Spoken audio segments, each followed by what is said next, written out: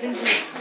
Alors, mardi, j'ai oublié de remercier les assistants qui nous aident de manière fabuleuse. Merci.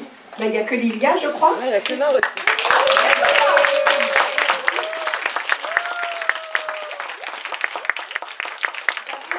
On ne voit pas bien d'ici et j'ai la vue qui baisse, donc excusez-moi. Merci beaucoup pour tout le travail que vous faites, nous apprécions énormément. Alors ce soir, je suis ravie de vous présenter Michael Zuniga, qui est professeur titulaire au département de didactique des langues de l'Université du Québec à Montréal, l'UQAM. Et en tant que spécialiste de l'acquisition des langues secondes, il s'intéresse particulièrement à l'interaction entre les émotions, la cognition et la performance linguistique. Ses recherches récentes portent notamment sur l'influence des tâches pédagogiques et des pratiques en classe, sur l'expérience subjective des apprenants, leur motivation et leur performance langagière. Il est l'auteur de nombreux articles, pas de plusieurs articles, mais de nombreux articles. Il est très modeste, publiés dans des revues renommées dont, excusez-moi l'anglais, mais j'ai le droit, je suis la directrice, je me prends le droit, The Modern Language Journal et System. N'est-ce pas? Oui. System. Oui, System. Mais vous savez, j'ai pratiqué mon accent pendant des années, hein, et j'en suis très fière.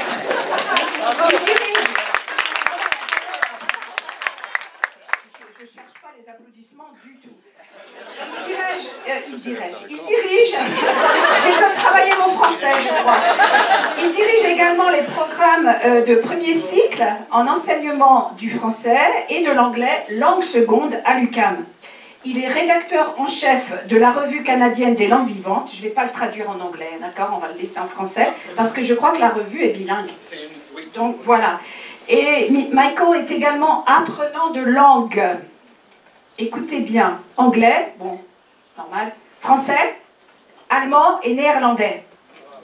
Je ne sais pas comment il fait pour apprendre le néerlandais. Bravo Michael. Hein? Avec l'allemand, c'est facile. C'est vrai, c'est vrai. Il est enseignant de langue, français et anglais, et formateur de maîtres. Je vais partager avec vous maintenant quelque chose que peu de personnes savent. Michael est un ancien étudiant du programme de maîtrise de l'école de français. Oui, oui, oui. Et à la suite de l'été, il a passé un an à Paris avec le programme de Middlebury College, qui était dirigé à ce moment-là par ma collègue et amie Carole Riffel, ou Riffel, en anglais c'est Riffel. L'une de mes anciennes collègues, bien sûr, et l'une de mes personnes préférées, aujourd'hui disparue et partie bien trop tôt, malheureusement. Carole passait beaucoup de temps à l'école de français et je sais qu'elle aimait participer à toutes les activités de l'école de français. J'admire Michael pour de nombreuses raisons. Tout d'abord, il est très facile de travailler avec lui. Vous ne pouvez pas savoir comme c'est bien de travailler avec quelqu'un de facile. C'est fabuleux. Donc j'apprécie beaucoup travailler avec Michael. Et ses conseils me sont très très précieux. De plus, Michael est non seulement un chercheur prolifique et reconnu, mais également un superbe enseignant, entièrement dévoué à ses étudiants et étudiantes, avec qui il passe énormément de temps. N'est-ce pas? Oui. Ses étudiants et étudiantes le lui rendent bien d'ailleurs, car il est adoré d'elles et eux. Aussi bien au Québec qu'à Middlebury. Merci pour tout ce travail, Michael. Ce soir, il va nous parler des manières dont on peut se retrouver. T'as allumé ton micro, ça me coupe la parole. C'est bien ça comme technique, hein? Non, c'est très bien, il faut m'arrêter, mais j'ai fini, Michael. Se retrouver en langue seconde, une aventure émotionnelle, cognitive et identitaire. Veuillez accueillir très chaleureusement Michael Zuniga.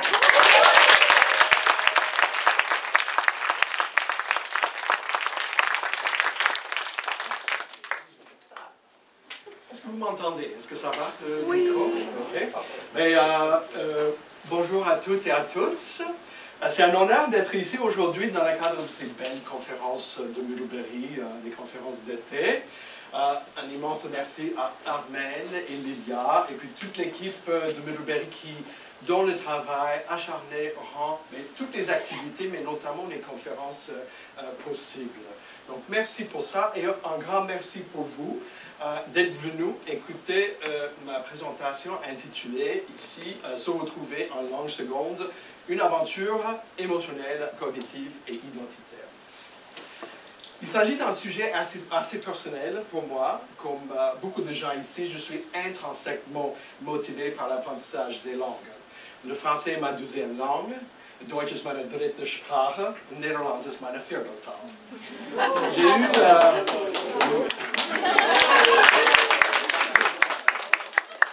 eu mes premières vraies expériences comme apprenant de français ici à Middlebury il y a 25 ans. Et j'ai poursuivi le processus d'intégration linguistique et culturelle jusqu'à aujourd'hui, où je suis professeur de linguistique appliquée dans une université francophone. Donc c'était une expérience riche, cognitivement, culturellement, émotionnellement, et sur le plan identitaire, avec des hauts et des bas, bien sûr. Mais c'est cette expérience qui a suscité mon intérêt pour ce domaine de recherche. Mais ma motivation est aussi alimentée par les aspects sociaux. Dans le contexte géopolitique aujourd'hui, les questions d'identité et d'émotion en apprentissage des langues sont plus essentielles que jamais. Face à la montée des vents d'intolérance qui prônent l'uniformité, l'inéquité et l'exclusion, apprendre une langue devient un acte de résistance. Nous savons par la recherche et l'histoire que ces dynamiques restrictives nuisent au bien-être et freinent le développement individuel et collectif. À l'inverse, apprendre des langues ouvre des portes et bâtit des ponts. Apprendre une langue incarne l'ouverture, car il exige de la curiosité, de l'intérêt, de l'empathie. Il incarne la diversité, car en nous invitant à embrasser de différentes cultures, identités et perspectives. Il incarne aussi l'équité en élargissant l'accès aux opportunités et aux ressources, et il incarne l'inclusion en permettant l'intégration à de nouvelles communautés de pratique. Ces éléments sont essentiels à l'épanouissement des individus et des sociétés. C'est pour ça que je suis fier de travailler dans un domaine si porteur de sens et de participer à l'École des langues de Middlebury qui incarne ces valeurs fondamentales. Alors, ça c'est le plan de la présentation aujourd'hui. Nous allons d'abord définir l'identité. Qu'est-ce que c'est que l'identité? On va la définir comme un construit dynamique situé socialement et linguistiquement. Par la suite, nous allons nous pencher sur une approche psychologique de l'identité avec la notion de concept de soi en L2. Nous allons ensuite examiner certains aspects de ce concept de soi de l'apprenant en L2, par exemple la personnalité, la compétence en L2, ainsi que les traits cognitifs et les émotions. Comment ça interagit avec la performance en langue seconde. Plus précisément l'aisance à l'oral. Nous terminerons avec une discussion sur les techniques et les stratégies permettant de façonner un environnement d'apprentissage qui favorise le concept de soi positif. Alors, qu'est-ce que l'identité? L'identité ne se résume pas à un ensemble de traits fixes ou innés. L'identité, c'est une expérience subjective qu'on expérimente dans le ici et le maintenant. C'est l'effort que fait notre cerveau pour créer de la cohérence et faire du sens avec toutes les informations qui rentrent dans notre conscience à un moment donné.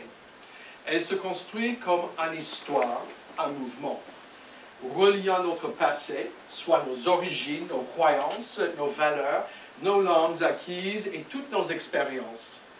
L'accumulation de ces expériences crée le fond de notre identité, fond sur lequel se pose le soi dans le moment présent.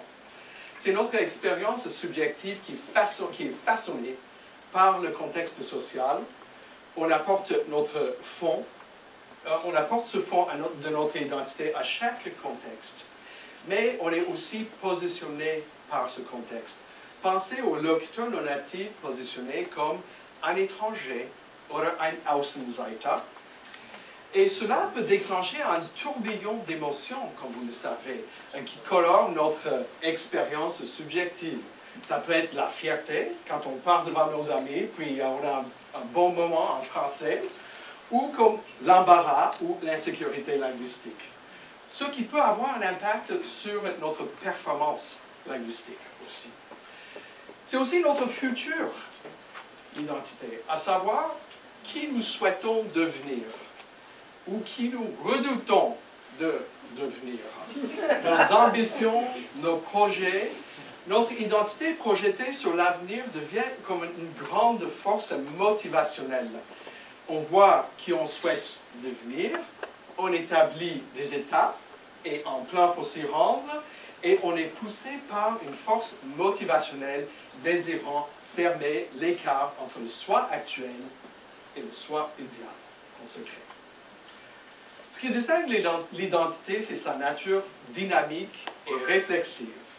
Nous avons la capacité de réfléchir à qui nous sommes, d'imaginer de différentes versions de nous-mêmes et d'agir pour façonner cette identité.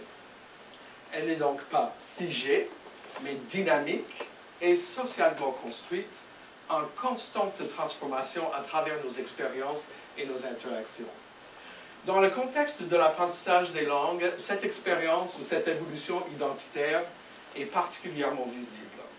Chaque nouvelle langue élargit notre regard, nous confronte à d'autres perspectives, nous positionne et nous invite à redéfinir une partie de nous-mêmes.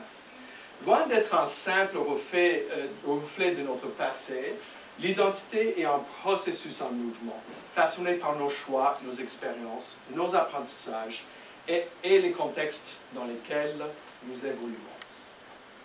Alors, qu'en est-il de l'identité et la langue? Et la langue est le socle de notre identité.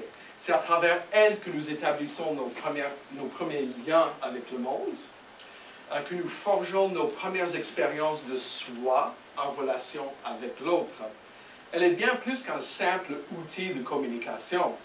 Elle structure notre pensée, façonne notre vision du monde et donne du sens à nos expériences. Elle véhicule nos histoires personnelles, sociales, culturelles, ancrant notre existence dans un récit partagé. Elle nous permet de comprendre et d'exprimer des émotions, de nous définir et de nous inscrire dans une communauté. La langue est notre voix. C'est celle que nous utilisons pour interagir, mais aussi celle qui résonne en nous lorsque nous pensons, doutons, rêvons. La langue est notre signature, c'est une expression de qui nous sommes. Alors, que se passe-t-il lorsque nous apprenons une nouvelle langue? Chaque langue acquise offre une nouvelle voix, une nouvelle façon d'interagir avec le monde et de nous positionner ou de nous faire positionner face aux autres. Elle élargit notre regard, nous ouvre à d'autres perspectives et nous permet d'habiter des identités plurielles. Mais apprendre une langue, c'est aussi un acte de négociation identitaire. C'est accepter de s'exprimer autrement, avec d'autres mots, d'autres rythmes, d'autres nuances. C'est parfois se sentir étranger à soi-même, perdre en aisance, douter, ressentir de l'incertitude. Et pourtant, avec le temps, cette nouvelle langue s'intègre à notre identité. Elle ne remplace pas celle d'avant, elle l'enrichit. Elle s'ajoute aux voix qui nous composent, transformant non seulement notre manière de parler plurilingue, mais aussi notre manière d'être pluriculturelle. Donc apprendre une langue, ce n'est pas seulement apprendre à communiquer, c'est se redécouvrir, se réinventer et s'ouvrir à de nouvelles façons d'exister. Alors, ce que j'aimerais bien faire maintenant, c'est d'orienter la discussion vers des perspectives psychologiques de l'identité de l'apprenant de langue seconde. Un construit qui est particulièrement intéressant et pertinent, c'est ce qu'on appelle le concept de soi en L2. Je ne vais pas le prononcer en anglais, mais ça c'est d'origine, c'est ça le concept là, écrit. Vous pouvez dire ça à l'intérieur de votre esprit. Le concept de soi en L2 renvoie à la manière dont un apprenant perçoit son identité et ses capacités en langue seconde. Il englobe les croyances, les valeurs et la personnalité, la perception de ses compétences en langue seconde, les émotions vécues en utilisant la langue, la motivation et la volonté de communiquer en langue seconde. Ce que j'aimerais bien faire maintenant, c'est d'imaginer, mais quel est le portrait d'un concept de soi en langue seconde positif? De quoi est-ce que ça a l'air? Alors, le concept de soi positif comprend la croyance en la capacité d'apprentissage des langues, growth mindset, pardon. La perception de l'apprentissage des langues comme étant une activité significative et importante. Quant au trait de personnalité, un concept de soi positif comprend une ouverture à l'expérience, soit un accueil favorable à des rencontres linguistiques culturelles, la conscienciosité, une tendance vers l'organisation et autorégulation, la résilience, on sait très bien que ça prend de la résilience, soit une tendance à la persévérance malgré les difficultés et les défis, et la sociabilité, soit l'aisance dans les interactions sociales facilitant la communication en langue seconde. Quant aux valeurs, nous comptons par exemple l'appréciation du multilinguisme et de la diversité culturelle, et l'appropriation de la L2, soit la perception de la langue comme étant partie intégrante de son identité. Alors, un concept de soi positif implique aussi les perceptions positives de ses compétences, avec une forte auto-efficacité, soit la conviction de pouvoir réussir à des tâches en langue seconde, et une estime de soi positive, soit l'évaluation favorable. Comment allez-vous? Très bien, très bien. Ça me fait plaisir. Alors, mardi, j'ai oublié de remercier les assistants qui nous aident de manière fabuleuse. Merci. Là, il n'y a que Lilia, je crois. Il n'y a que Laure aussi.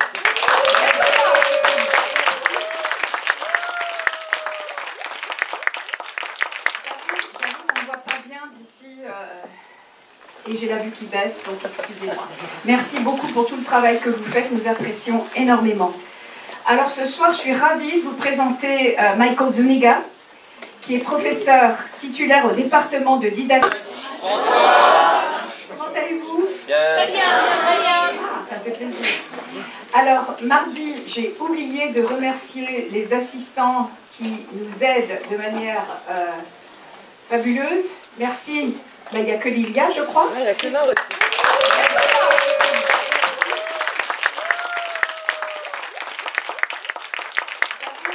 On ne voit pas bien d'ici et j'ai la vue qui baisse, donc excusez-moi.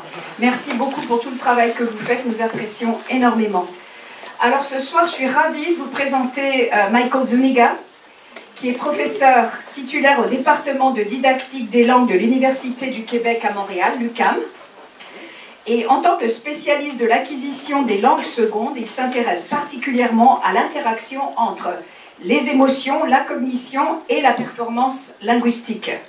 Ses recherches récentes portent notamment sur l'influence des tâches pédagogiques et des pratiques en classe, sur l'expérience subjective des apprenants, leur motivation et leur performance langagière.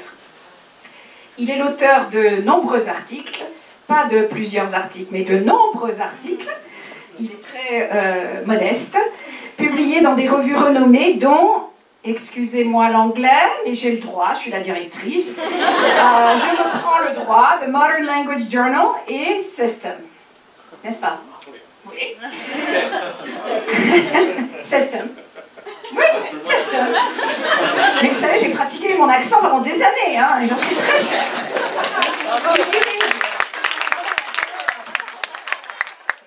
Je ne cherche pas les applaudissements du tout.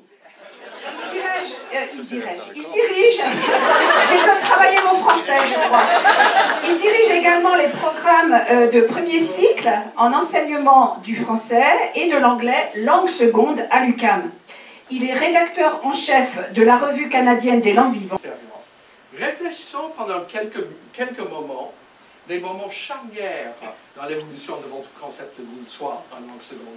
Des moments plutôt positifs et plutôt négatifs, en tenant compte de vos croyances, vos valeurs, vos compétences linguistiques, motivation, émotions, volonté de communiquer. Quels étaient les facteurs ou les caractéristiques du contenu qui ont influencé votre concept de soi en L2? En préparant cette présentation, j'ai fait cette expérience moi-même. J'ai fait des heuristiques, des échelles heuristiques avec chacune de ces caractéristiques.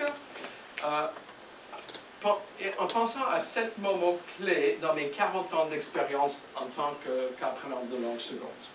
Là, je vais vous présenter ça. Maintenant, c'est vraiment la première fois où je présente quelque chose de personnel dans une communication, dans une conférence, mais je pense que le lieu est approprié. Donc, ça m'a donné quelque chose comme ça. On voit que ça monte, ça descend, c'est pas linéaire. Des fois, c'est un peu chaotique, mais ça a une tendance vers une stabilisation. Alors, mes premières expériences comme apprenant de langue seconde étaient marquées par un concept de soi, en L2, plutôt fragile. À l'école secondaire à Denver, je ramais dans mes cours d'espagnol. Les cours reposaient sur des méthodes traditionnelles, un apprentissage plutôt fragmenté, au compte-gouttes, avec peu d'expérience authentique. Ma motivation était essentiellement extrinsique, je cherchais la note pour le cours, et mon expérience oscillait entre l'ennui, faute d'engagement, et l'anxiété face à un sentiment d'incompétence. Malheureusement, je n'ai jamais appris ou développé mes compétences en espagnol, mais c'est sur ma liste. Alors, à l'université, tout a changé. Tout a changé. J'avais premièrement plus de maturité cognitive, plus de conscienciosité, d'ouverture, de curiosité, d'autonomie. J'ai fait un bac en sociologie à Temple University à Philadelphie et une maîtrise en études françaises ici à Middlebury College avec une année à Paris, comme Armel a dit tout à l'heure. Le simple fait de pouvoir choisir m'a donné un sentiment d'autonomie et a contribué à une motivation intrinsèque. Ça a changé. Les cours étaient communicatifs et porteurs de sens, un cours de littérature, cours d'histoire, de grammaire, y compris 2 cours de littérature québécoise avec Élise. C'était son premier été et j'ai eu le plaisir de suivre ses premiers cours. Quel plaisir! Et d'assister à une belle conférence mardi aussi. Et j'avais accès à plein d'expériences authentiques, des programmes d'immersion, club de français, je travaillais dans un restaurant français. Dans ces environnements structurés, je progressais régulièrement, je recevais des retours positifs, je ressentais peu d'anxiété, j'avais une vraie volonté de communiquer. On voit ici à Middlebury, on voit une volonté de communiquer partout où on arrive à Proctor, on l'entend. Mon concept de soi s'est renforcé pendant ces années-là. Après l'université, mon expérience comme enseignant de FLE, français langue étrangère à Philadelphie, m'a permis de garder un contact avec le français et de continuer mon parcours linguistique. J'ai trouvé aussi des colocataires francophones pour créer une sorte d'immersion linguistique à la maison. Je ne voulais pas quitter Paris, je voulais apporter Paris avec moi. Mais avec le temps, j'ai ressenti le besoin d'approfondir mes compétences en didactique des langues, parce que j'ai enseigné le français, mais plutôt avec des connaissances en littérature, tout en développant mes compétences en français. J'ai donc décidé de partir à Montréal pour faire une maîtrise et un doctorat en linguistique avec une concentration acquisition de langue. Mon objectif était double, d'étudier dans une université francophone et de vivre une expérience d'immersion en milieu francophone. Mon concept de soi, j'arrive à Montréal, mon concept de soi en L2 est resté au début assez solide. Mais peu de temps après mon arrivée, quand j'ai commencé mon programme d'études, j'ai ressenti une chute soudaine. On le voit ici. Qu'est-ce qui s'est passé? Pourtant, j'avais un bon concept de soi en L2 dans d'autres contextes d'immersion, comme pendant ma maîtrise à Paris. C'était bien. Quelle était la différence? Ben, les enjeux étaient bien plus élevés maintenant. À Paris, je n'avais pas l'intention de rester. À Montréal, c'était autre chose. Immigration, intégration culturelle et linguistique, début d'une carrière en didactique du français en tant que non-francophone dans un milieu francophone. Ça, c'est peut-être pas à conseiller, non, mais j'ai eu des surprises, on va dire. Et dans ce contexte, tout reposait sur la maîtrise de la langue. Et les normes du locuteur natif étaient partout. Mais elles me paraissaient tellement inatteignables. Quand les enjeux sont élevés, comme lors d'une soutenance de thèse ou une entrevue d'embauche face à des locuteurs natifs, la pression monte un peu. On se compare, on doute, et tout se dérègle. Ma perception de compétences a chuté, mon anxiété langagière a grimpé dans le crin, et ma confiance et ma volonté de communiquer ont dégringolé. Ça, c'est un beau mot, dégringolé. Alors, j'ai commencé à éviter certaines situations où mon français risquait de me trahir.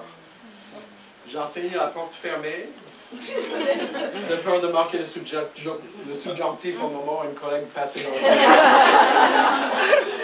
J'évitais certains contextes sociaux et parfois j'étais simplement trop fatigué pour interagir. Dans ces moments où on veut tellement bien faire, on se met à surveiller excessivement son langage.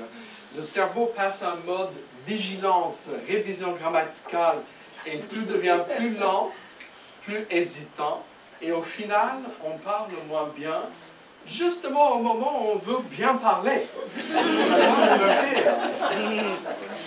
Ce mode de fonctionnement est épuisant, et franchement, personne ne peut tenir longtemps comme ça. Mais heureusement, grâce à la patience et le soutien de mes amis et mes collègues, et avec l'expérience à mesure que mes compétences linguistiques et mes compétences disciplinaires se renforçaient, mon concept de soi en L2 s'est progressivement stabilisé. Et au final, l'apprentissage, l'enseignement et la recherche en langue seconde sont devenus partie intégrante de mon identité. Mais la route n'était pas toujours lisse.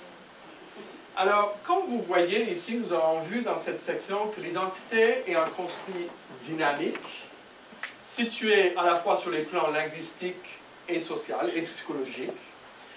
Comme nous l'avons constaté ici, la valence positive et négative du concept de soi en L2 fluctue, car elle est influencée par de nombreux facteurs psychologiques, sociaux et environnementaux. Donc, une question qu'on peut se poser en tant qu'apprenant, enseignant et aussi chercheur est la suivante. Comment un tel concept de soi en L2 peut interagir avec l'apprentissage et la performance en langue seconde? Ça doit avoir une influence. Donc ça, c'est une des questions, c'est justement cette question que ma collègue Daphné Simard à l'UQAM et moi, elle est en linguistique, je suis en didactique des langues, nous avons abordé dans le cadre de nos recherches récentes. Comment le concept de soi en L2 influence-t-il la performance langagière? Et là, on a regardé, ici, on va regarder le cas de l'aisance à l'oral. Donc ce travail, je veux juste mentionner que ce travail a été rendu possible grâce à une subvention savoir du Conseil de recherche de sciences humaines au Canada, le CRSH, comme on dit. Dans le cadre de ce travail, nous examinons comment les différences individuelles, cognitives, émotionnelles, motivationnelles, liées à la personnalité, influencent la production L2. Donc là, on va entrer un peu dans la psycholinguistique, et puis je vous avertis que je travaille dans un domaine qui est plutôt quantitatif. Donc il y a quelques chiffres que je vais vous présenter. Alors, mais premièrement, pourquoi est-ce qu'on s'intéresse à l'aisance à l'oral? Donc, quand on décrit la qualité de la production du point de vue psycholinguistique, on parle souvent de trois dimensions principales. La complexité, par exemple, la richesse du vocabulaire, ou l'usage des structures comme des pronoms relatifs. On parle souvent de la précision, c'est-à-dire la proportion de phrases sans erreur, et l'aisance, qu'on définit comme une production rapide, fluide et relativement précise. On utilise aussi des mesures subjectives comme ce qu'on appelle la compréhensibilité, C'est-à-dire à quel point est-ce qu'un locuteur trouve facile ou difficile à comprendre le propos. Ça, c'est le travail de During et Moore. Alors, pourquoi l'aisance à l'oral? Parce que c'est souvent la première chose qu'on remarque dans la production langagière. En fait, elle contribue davantage à la compréhensibilité et à l'intelligibilité que la précision grammaticale. C'est important quand même, l'aisance. On le remarque rapidement. Elle est aussi liée à une certaine aisance expérience. Réfléchissons pendant quelques moments, des moments charnières dans l'évolution de votre concept de soi en langue seconde. Des moments plutôt positifs et plutôt négatifs, en tenant compte de vos croyances, vos valeurs, vos compétences linguistiques, motivation, émotion, volonté de communiquer. Quels étaient les facteurs ou les caractéristiques du contenu qui ont influencé votre concept de soi en L2? En préparant cette présentation, j'ai fait cette expérience moi-même. J'ai fait des heuristiques, des échelles heuristiques avec chacune de ces caractéristiques. En pensant à 7 moments clés dans mes 40 ans d'expérience en tant qu'apprenant de langue seconde. Là, je vais vous présenter ça. Maintenant, c'est vraiment la première fois où je présente quelque chose de personnel dans une communication, dans une conférence, mais je pense que le lieu est approprié. Donc, ça m'a donné quelque chose comme ça. On voit que ça monte, ça descend, c'est pas linéaire. Des fois, c'est un peu chaotique, mais ça a une tendance vers une stabilisation. Alors, mes premières expériences comme apprenant de langue seconde étaient marquées par un concept de soi en L2 plutôt fragile. À l'école secondaire à Denver, je ramais dans mes cours d'espagnol. Les cours reposaient sur des méthodes traditionnelles, un apprentissage plutôt fragmenté au compte-gouttes avec peu d'expérience authentique. Ma motivation était essentiellement extrinsique, je cherchais la note pour le cours, et mon expérience oscillait entre l'ennui, faute d'engagement, et l'anxiété face à un sentiment d'incompétence. Malheureusement, je n'ai jamais appris ou développé mes compétences en espagnol, mais c'est sur ma liste. Alors, à l'université, tout a changé. Tout a changé. J'avais premièrement plus de maturité cognitive, plus de conscienciosité, d'ouverture, de curiosité, d'autonomie. J'ai fait un bac en sociologie à Temple University à Philadelphie et une maîtrise en études françaises ici à Middlebury College avec une année à Paris, comme Armel a dit tout à l'heure. Le simple fait de pouvoir choisir m'a donné un sentiment d'autonomie et a contribué à une motivation intrinsèque. Ça a changé. Les cours étaient communicatifs et porteurs de sens, un cours de littérature, cours d'histoire, de grammaire, y compris 2 cours de littérature québécoise avec Élise. C'était son premier été et j'ai eu le plaisir de suivre ses premiers cours. Quel plaisir! Et d'assister à une belle conférence mardi aussi. Et j'avais accès à plein d'expériences authentiques, des programmes d'immersion, club de français, je travaillais dans un restaurant français. Dans ces environnements structurés, je progressais régulièrement, je recevais des retours positifs, je ressentais peu d'anxiété, j'avais une vraie volonté de communiquer. On voit ici à Middlebury, on voit une volonté de communiquer partout où on arrive à Proctor, on l'entend. Mon concept de soi s'est renforcé pendant ces années-là. Après l'université, mon expérience comme enseignant de FLE, français langue étrangère à Philadelphie, m'a permis de garder un contact avec le français et de continuer mon parcours linguistique. J'ai trouvé aussi des colocataires francophones pour créer une sorte d'immersion linguistique à la maison. Je voulais l'expérience. Réfléchissons pendant quelques moments, des moments charnières dans l'évolution de votre concept de soi en langue seconde. Des moments plutôt positifs et plutôt négatifs, en tenant compte de vos croyances, vos valeurs, vos compétences linguistiques, motivation, émotion, volonté de communiquer.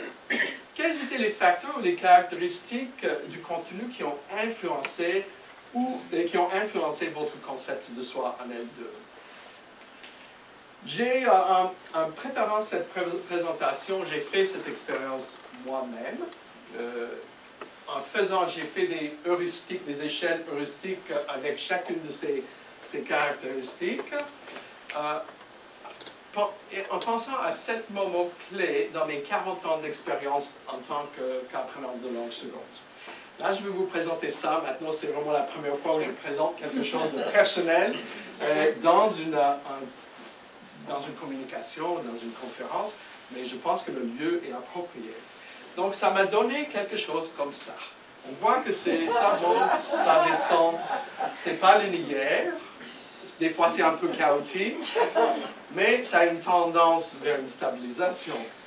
Alors, mes premières expériences comme apprenant de langue seconde étaient marquées par un concept de soi en L2 plutôt fragile. À l'école secondaire à Denver, je ramais dans mes cours d'espagnol. Les cours reposaient sur des méthodes traditionnelles, un apprentissage plutôt fragmenté au compte-gouttes avec peu d'expérience authentique. Ma motivation était essentiellement extrinsique, je cherchais la note pour le cours, et mon expérience oscillait entre l'ennui, faute d'engagement, et l'anxiété face à un sentiment d'incompétence. Malheureusement, je n'ai jamais appris ou développé mes compétences en espagnol, mais c'est sur ma liste. Alors, à l'université, tout a changé. Tout a changé. J'avais premièrement plus de maturité cognitive, plus de conscienciosité, d'ouverture, de curiosité, d'autonomie. J'ai fait un bac en sociologie à Temple University à Philadelphie et une maîtrise en études françaises ici à Middlebury College avec une année à Paris, comme Armel a dit tout à l'heure. Le simple fait de pouvoir choisir m'a donné un sentiment d'autonomie et a contribué à une motivation intrinsèque. Ça a changé. Les cours étaient communicatifs et porteurs de sens. Un cours de littérature, cours d'histoire, de grammaire, y compris 2 cours de littérature québécoise avec Élise. C'était une expérience. Réfléchissons pendant quelques moments, des moments charnières dans l'évolution de votre concept de soi en langue seconde. Des moments plutôt positifs et plutôt négatifs, en tenant compte de vos croyances, vos valeurs, vos compétences linguistiques, motivation, émotion, volonté de communiquer.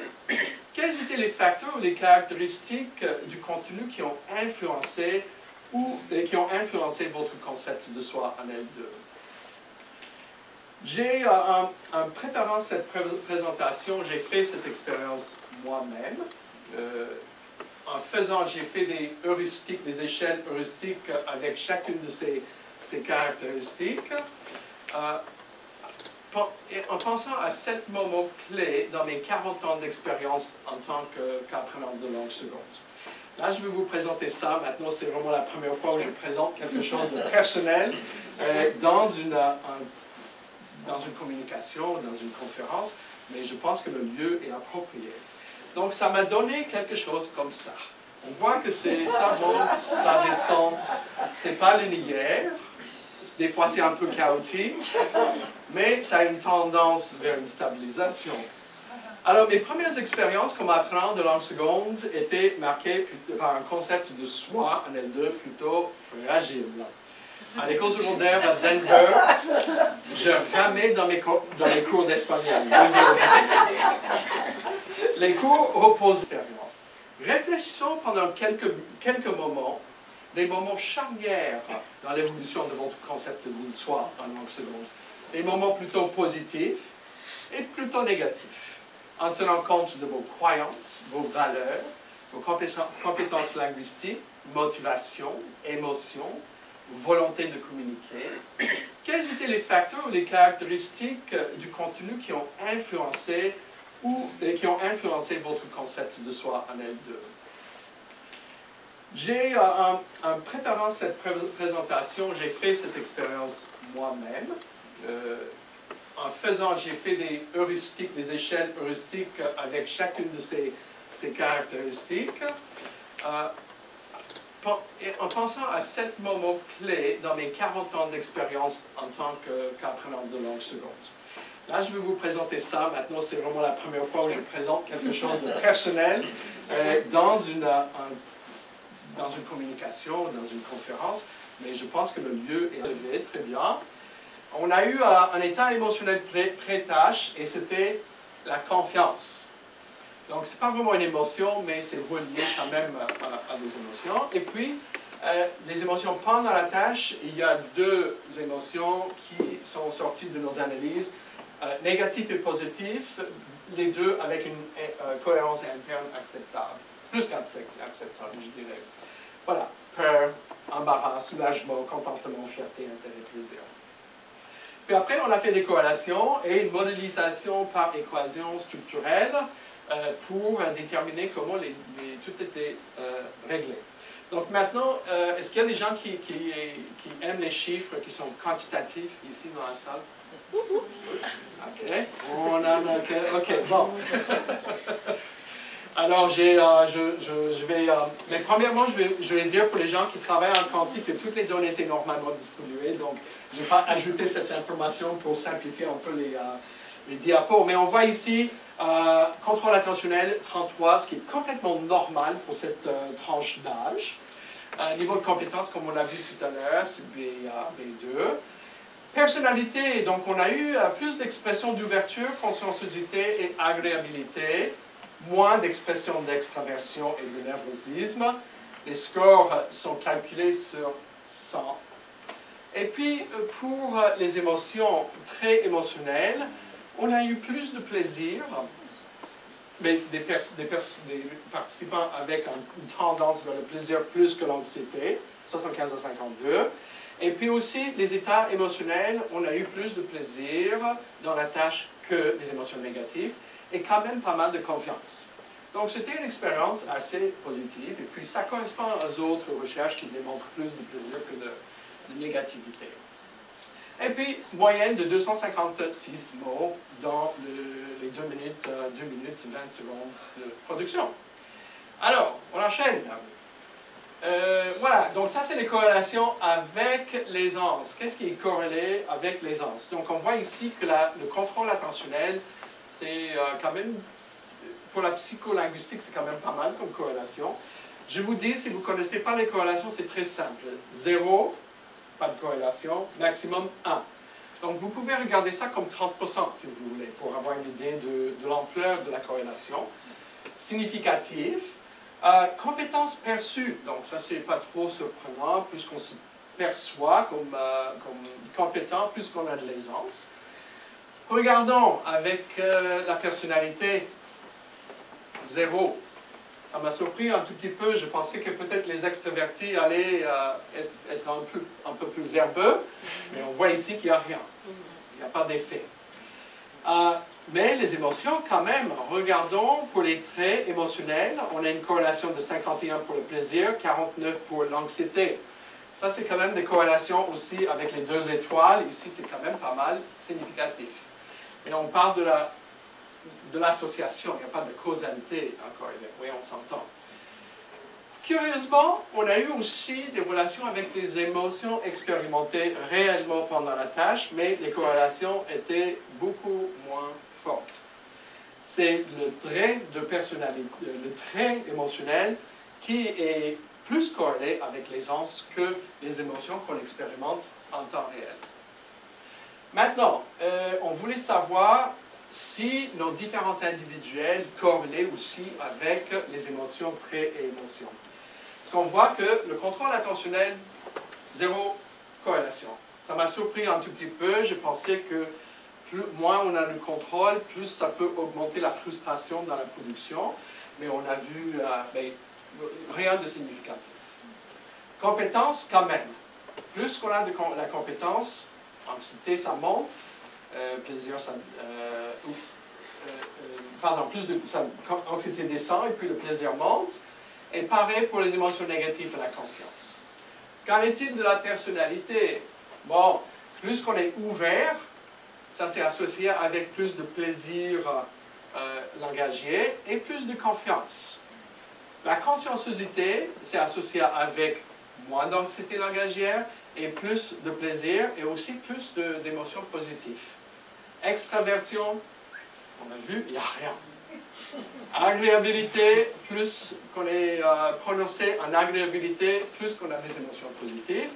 Et le nervosisme, ouf, quand même pas mal, c'est associé à des émotions. Plus d'anxiété,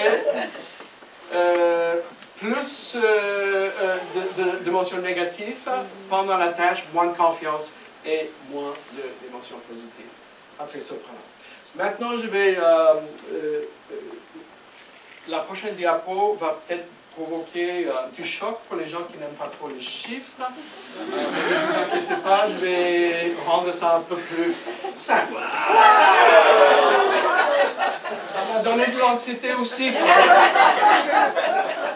Mais en fait, c'est très simple à comprendre.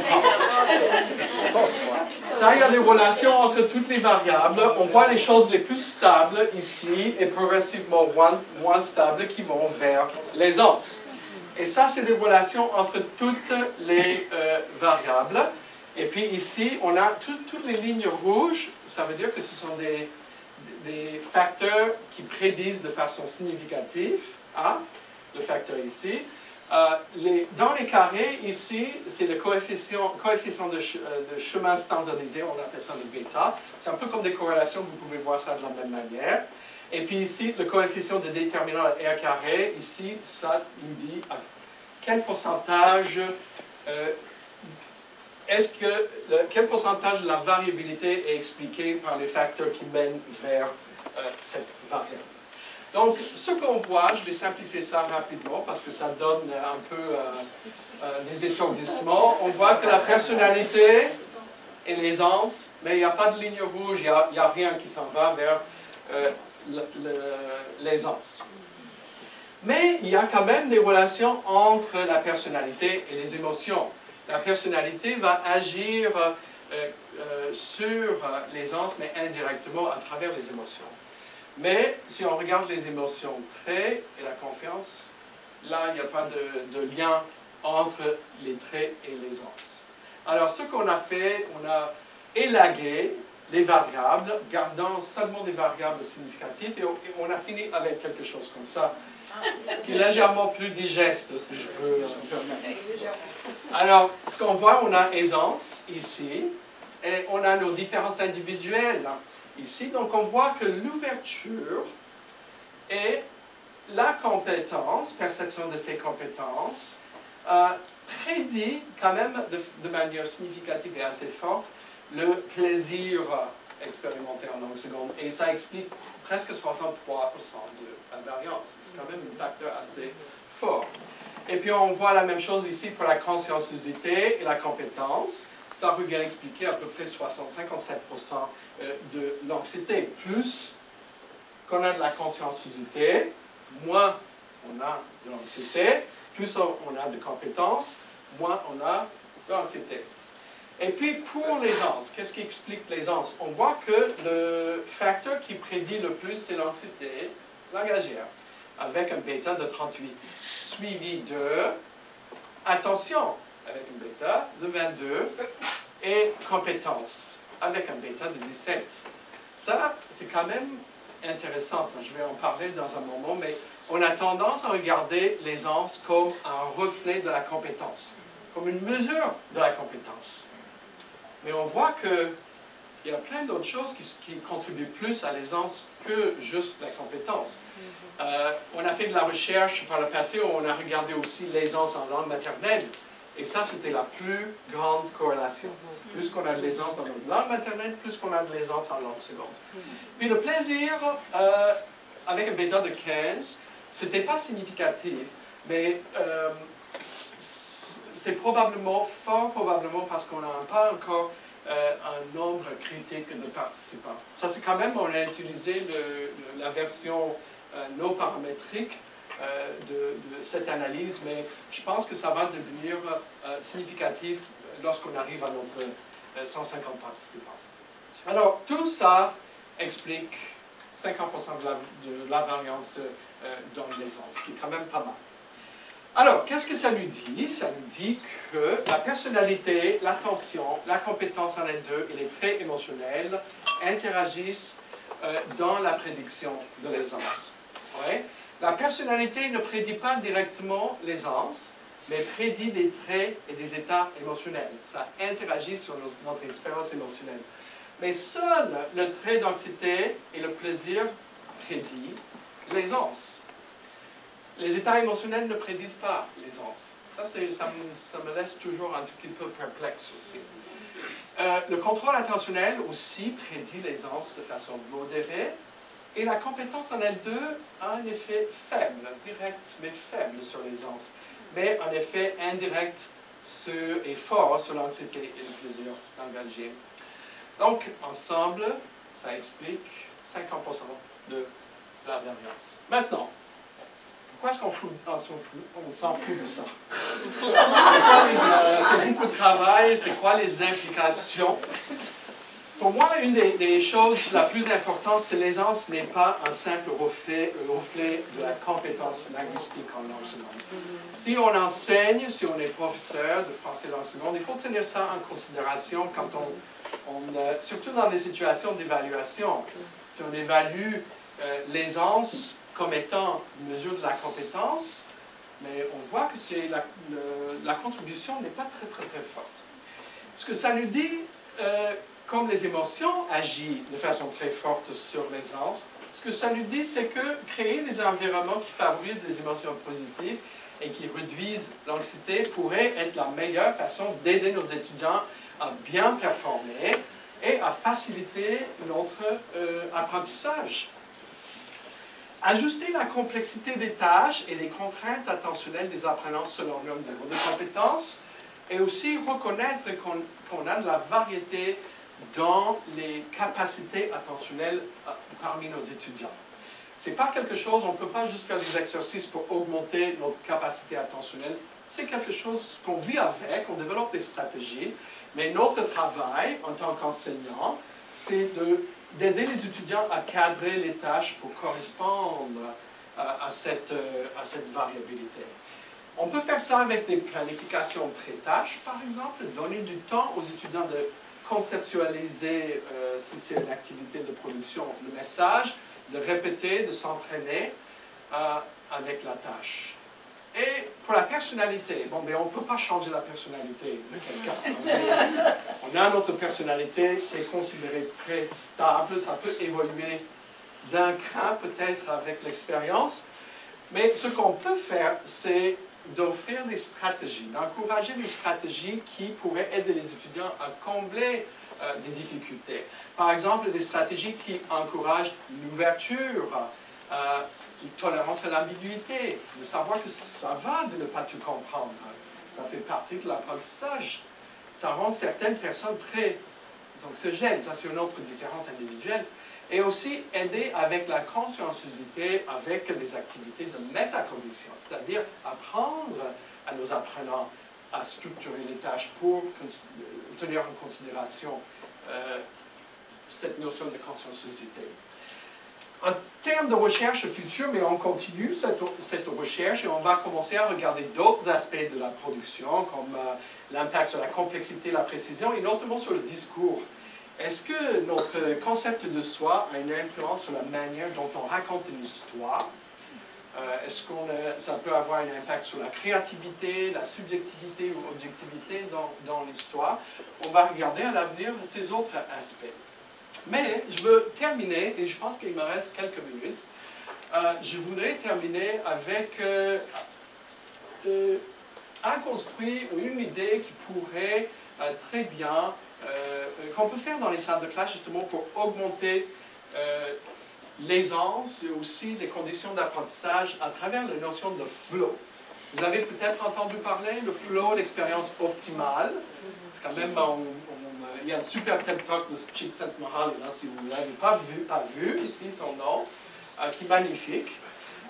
Le flow, qu'est-ce que c'est? Ça renvoie à un état de plein engagement associé à une attention focalisée, un sentiment de contrôle total sur les actions, les émotions positives et une performance accrue. qui se produit lorsque les personnes sont engagées dans des tâches significatives qui présentent des défis réalisables, c'est-à-dire des tâches qui nous poussent à aller au-delà de notre capacité, mais pas jusqu'au point où ça crée de l'anxiété, pas trop simple où ça crée de l'ennui, ça crée une sorte d'énergie qui est très propice à la performance.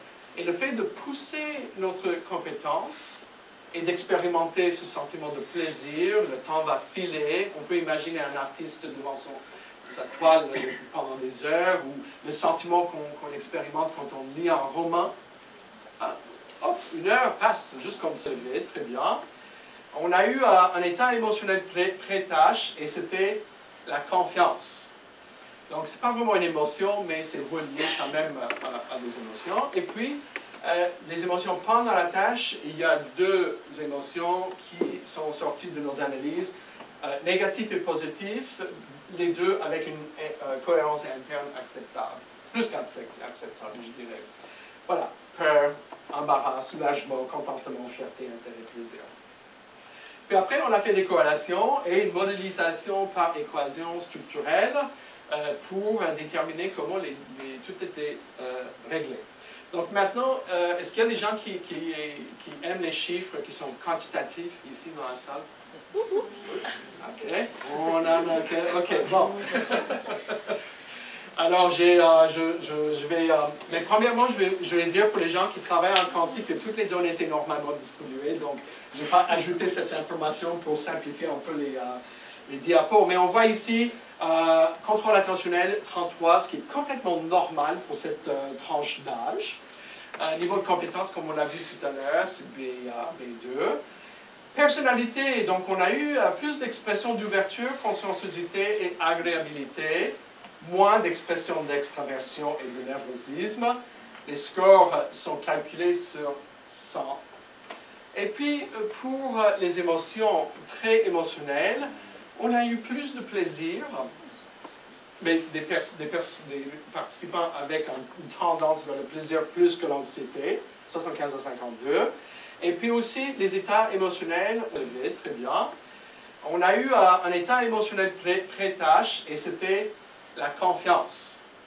Donc, ce n'est pas vraiment une émotion, mais c'est relié quand même à des émotions. Et puis, des émotions pendant la tâche, il y a deux émotions qui sont sorties de nos analyses, négatif et positif, les deux avec une cohérence interne acceptable, plus qu'acceptable, je dirais.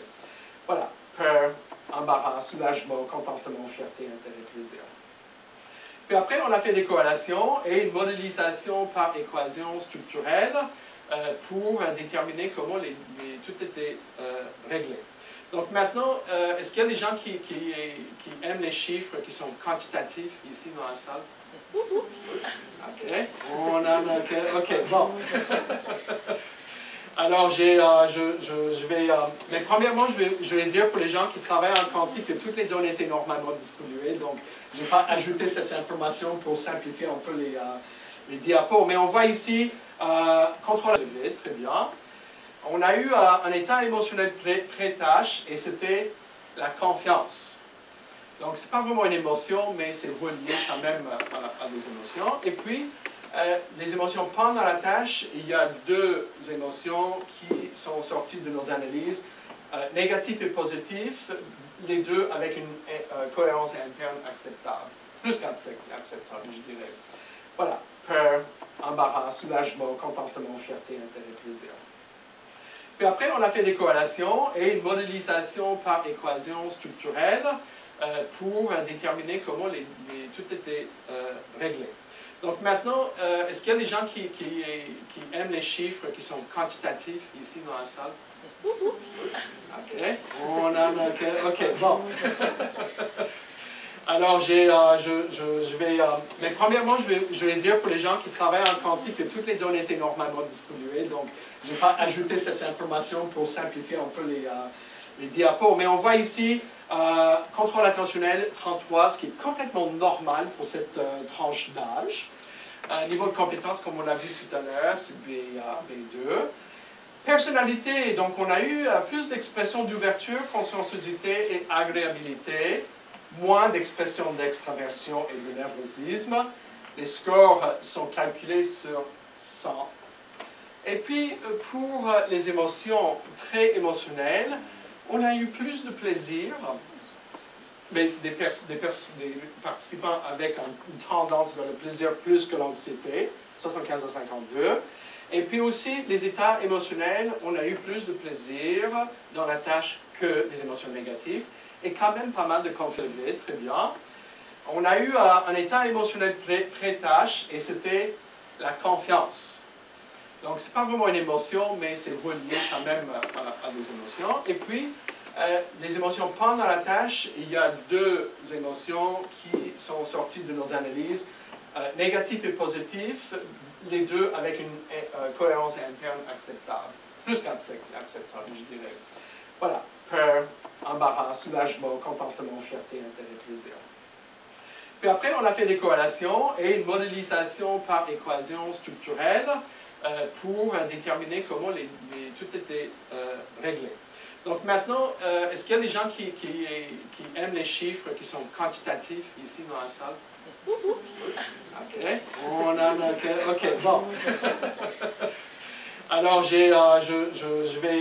mais premièrement, je vais dire pour les gens qui travaillent en quantique que toutes les données étaient normalement distribuées. Donc, je ne vais pas ajouter cette information pour simplifier un peu les diapos. Mais on voit ici, contrôle attentionnel 33, ce qui est complètement normal pour cette tranche d'âge.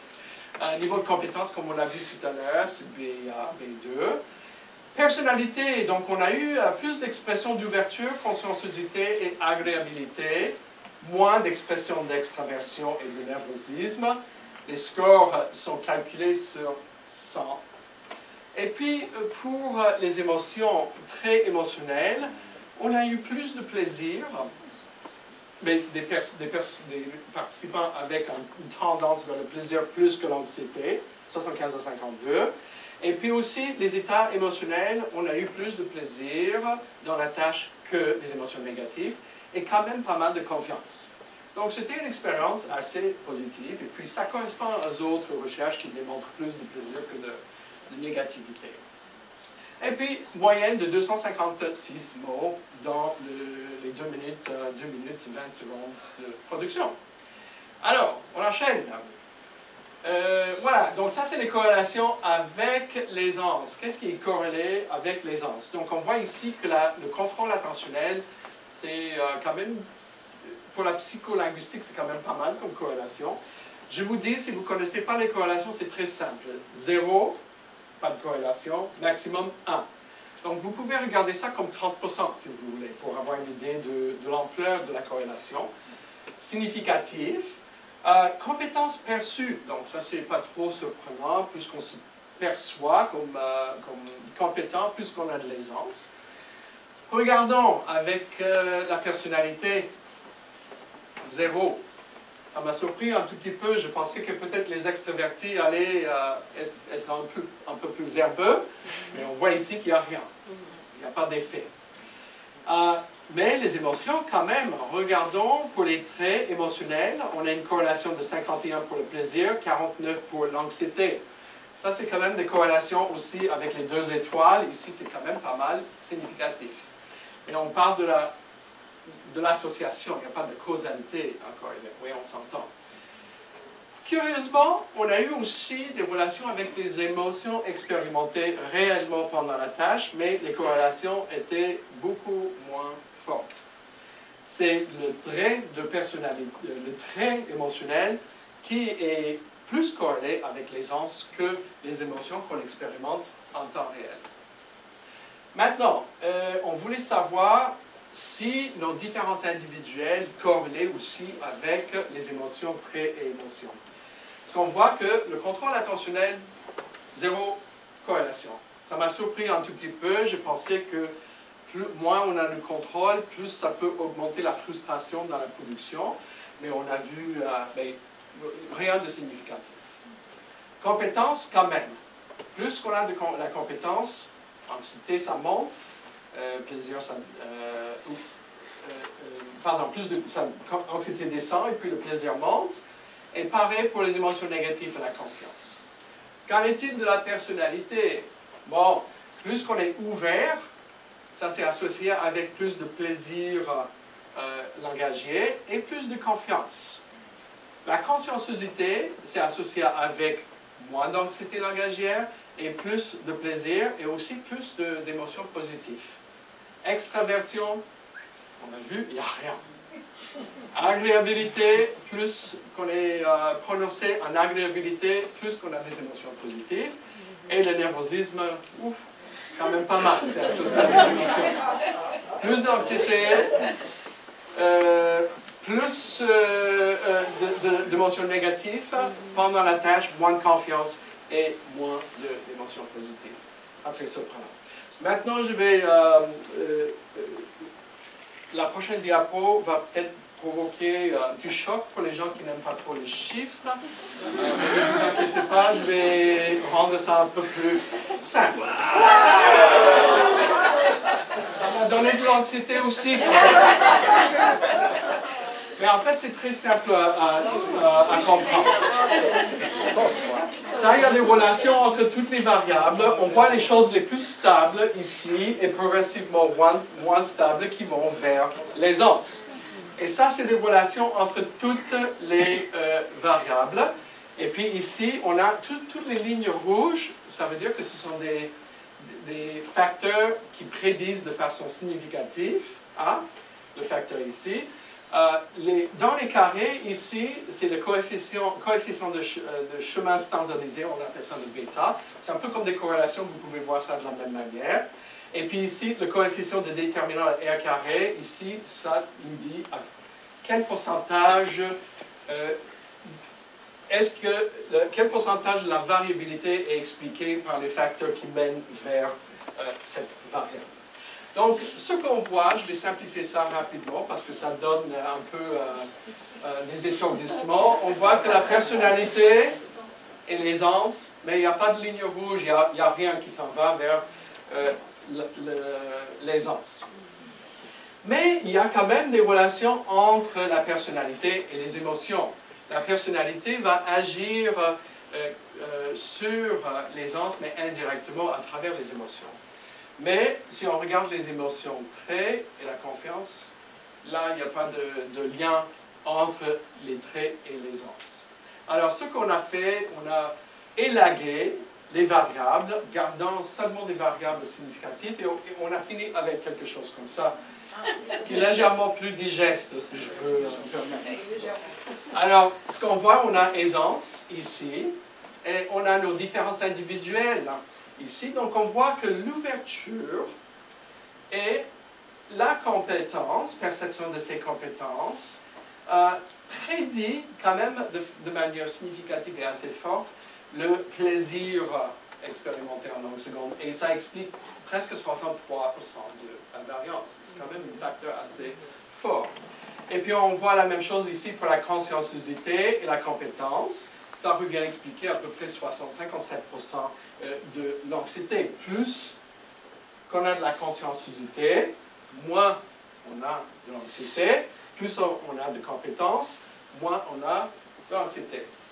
Et puis pour l'aisance, qu'est-ce qui explique l'aisance? On voit que le facteur qui prédit le plus, c'est l'anxiété langagière, avec un bêta de 38, suivi de, attention, avec un bêta de 22, et compétence, avec un bêta de 17. Ça, c'est quand même intéressant, ça. Je vais en parler dans un moment, mais on a tendance à regarder l'aisance comme un reflet de la compétence, comme une mesure de la compétence. Mais on voit qu'il y a plein d'autres choses qui contribuent plus à l'aisance que juste la compétence. On a fait de la recherche par le passé où on a regardé aussi l'aisance en langue maternelle. Et ça, c'était la plus grande corrélation. Plus qu'on a de l'aisance dans notre langue maternelle, plus qu'on a de l'aisance en langue seconde. Puis le plaisir, avec un bêta de 15, c'était pas significatif, mais c'est probablement, fort probablement, parce qu'on n'a pas encore un nombre critique de participants. Ça, c'est quand même, on a utilisé la version non paramétrique de cette analyse, mais je pense que ça va devenir significatif lorsqu'on arrive à notre 150 participants. Alors, tout ça explique 50% de la variance dans l'aisance, ce qui est quand même pas mal. Alors, qu'est-ce que ça nous dit? Ça nous dit que la personnalité, l'attention, la compétence en L2 et les traits émotionnels interagissent dans la prédiction de l'aisance. Ouais. La personnalité ne prédit pas directement l'aisance, mais prédit des traits et des états émotionnels. Ça interagit sur notre expérience émotionnelle. Mais seul le trait d'anxiété et le plaisir prédit l'aisance. Les états émotionnels ne prédisent pas l'aisance. Ça me laisse toujours un tout petit peu perplexe aussi. Le contrôle attentionnel aussi prédit l'aisance de façon modérée. Et la compétence en L2 a un effet faible, direct mais faible sur l'aisance, mais un effet indirect et fort sur l'anxiété et le plaisir engagé.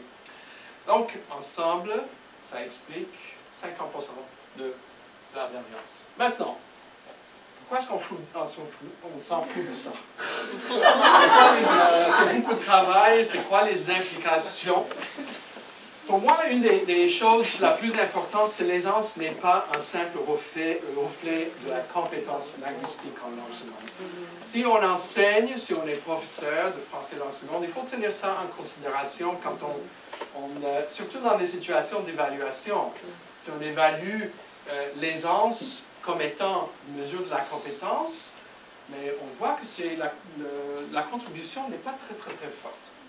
Ce que ça nous dit, comme les émotions agissent de façon très forte sur l'aisance, ce que ça nous dit, c'est que créer des environnements qui favorisent des émotions positives et qui réduisent l'anxiété pourrait être la meilleure façon d'aider nos étudiants à bien performer et à faciliter notre apprentissage. Ajuster la complexité des tâches et les contraintes attentionnelles des apprenants selon leur niveau de compétences et aussi reconnaître qu'on a de la variété dans les capacités attentionnelles parmi nos étudiants. Ce n'est pas quelque chose, on ne peut pas juste faire des exercices pour augmenter notre capacité attentionnelle. C'est quelque chose qu'on vit avec, on développe des stratégies, mais notre travail en tant qu'enseignant, c'est d'aider les étudiants à cadrer les tâches pour correspondre à cette variabilité. On peut faire ça avec des planifications pré-tâches, par exemple, donner du temps aux étudiants de conceptualiser, si c'est une activité de production, le message, de répéter, de s'entraîner avec la tâche. Et pour la personnalité, bon, mais on ne peut pas changer la personnalité de quelqu'un. On a notre personnalité, c'est considéré très stable, ça peut évoluer d'un cran peut-être avec l'expérience, mais ce qu'on peut faire, c'est d'offrir des stratégies, d'encourager des stratégies qui pourraient aider les étudiants à combler des difficultés. Par exemple, des stratégies qui encouragent l'ouverture, une tolérance à l'ambiguïté, de savoir que ça va de ne pas tout comprendre. Ça fait partie de l'apprentissage. Ça rend certaines personnes très anxiogènes. Ça, c'est une autre différence individuelle. Et aussi aider avec la conscienciosité, avec des activités de métacognition, c'est-à-dire apprendre à nos apprenants à structurer les tâches pour tenir en considération cette notion de conscienciosité. En termes de recherche future, mais on continue cette recherche et on va commencer à regarder d'autres aspects de la production, comme l'impact sur la complexité, la précision, et notamment sur le discours. Est-ce que notre concept de soi a une influence sur la manière dont on raconte une histoire? Est-ce que ça peut avoir un impact sur la créativité, la subjectivité ou objectivité dans l'histoire? On va regarder à l'avenir ces autres aspects. Très bien. On a eu un état émotionnel pré-tâche et c'était la confiance.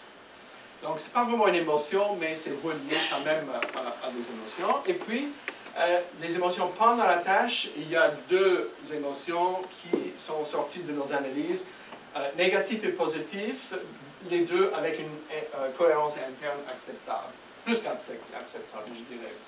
Voilà, peur, embarras, soulagement, contentement, fierté, intérêt, plaisir. Puis après, on a fait des corrélations et une modélisation par équation structurelle pour déterminer comment tout était réglé. Donc maintenant, est-ce qu'il y a des gens qui aiment les chiffres qui sont quantitatifs ici dans la salle? OK. On en a... OK, bon. Alors, je vais... mais premièrement, je vais dire pour les gens qui travaillent en quantique que toutes les données étaient normalement distribuées. Donc, je n'ai pas ajouté cette information pour simplifier un peu les diapos. Mais on voit ici contrôle attentionnel 33, ce qui est complètement normal pour cette tranche d'âge. Niveau de compétence, comme on l'a vu tout à l'heure, c'est B2. Personnalité, donc on a eu plus d'expressions d'ouverture, conscienciosité et agréabilité, moins d'expressions d'extraversion et de nervosisme. Les scores sont calculés sur 100.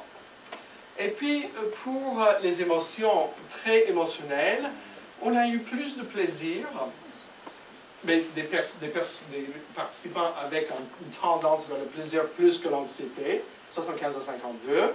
Et puis aussi, les états émotionnels, on a eu plus de plaisir dans la tâche que des émotions négatives, et quand même pas mal de confiance.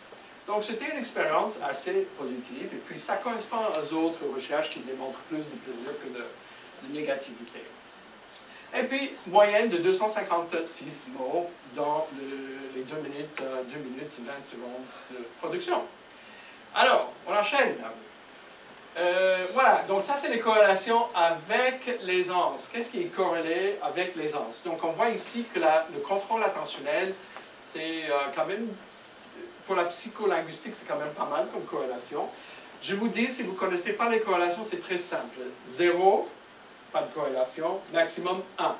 Donc vous pouvez regarder ça comme 30% si vous voulez, pour avoir une idée de l'ampleur de la corrélation. Significatif. Compétence perçue, donc ça c'est pas trop surprenant, plus qu'on se perçoit comme compétent, plus qu'on a de l'aisance. Regardons avec la personnalité, 0. Ça m'a surpris un tout petit peu, je pensais que peut-être les extravertis allaient être un peu plus verbeux, mais on voit ici qu'il n'y a rien, il n'y a pas d'effet. Mais les émotions, quand même, regardons pour les traits émotionnels, on a une corrélation de 51 pour le plaisir, 49 pour l'anxiété. Ça, c'est quand même des corrélations aussi avec les 2 étoiles. Ici, c'est quand même pas mal significatif. Et on parle de l'association, il n'y a pas de causalité encore, oui, on s'entend. Curieusement, on a eu aussi des relations avec des émotions expérimentées réellement pendant la tâche, mais les corrélations étaient beaucoup moins fortes. C'est le trait de personnalité, le trait émotionnel qui est plus corrélé avec l'aisance que les émotions qu'on expérimente en temps réel. Maintenant, on voulait savoir si nos différences individuelles corrélaient aussi avec le vide, très bien. On a eu un état émotionnel pré-tâche et c'était la confiance.